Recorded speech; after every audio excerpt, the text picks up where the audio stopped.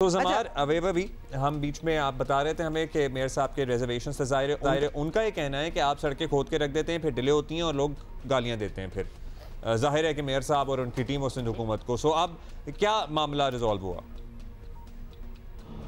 अब्दुल्ला, बिल्कुल ऐसा ही है। 2022 में ये जब मुकम्मल हुई यहाँ पर नुमाइश तक, उस वक्त अगर हम कॉस्टिंग देखें तो तकरीबन 35 अरब रुपए की लागत से बनाई गई थी और 1 किलोमीटर तकरीबन 1.5 से पौने 2 अरब रुपए का जो है वो इतनी की कॉस्टिंग आई थी। और अब का अगर हम आपको बताएं तो 1.8 किलोमीटर तकरीबन 5.5 अरब रुपए की लागत से बनाया जा रहा है और इन 3.5 साल में तकरीबन लागत जो है वो दुगनी से भी ज़्यादा हो गई है।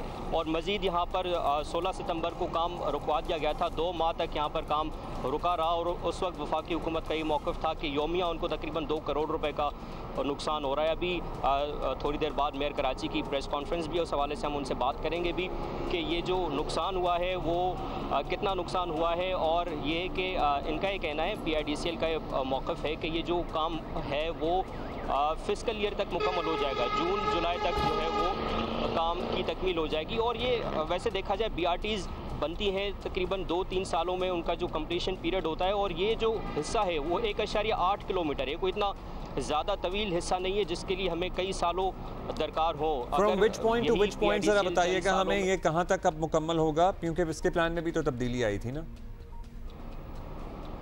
जी, ये अभी भी यही है कि जो नुमाइश से लेकर जामा क्लॉथ तक 1.8 किलोमीटर है, वहीं तक पहले टावर तक में 3 स्टेशन बनाए जाएंगे।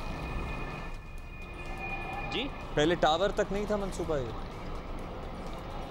पहले टावर तक था, पर उसके बाद फिर ये है कि उसमें तनाज़ा हो गया क्योंकि जामा क्लॉथ से आगे जाएंगे तो सड़क तंग हो जाती है। फिर ये तय पाया कि ये ग्रीन लाइन नहीं बनाना, ग्रीन लाइन बस यहीं तक काम करना है जहाँ तक सड़क थोड़ी बेहतर है।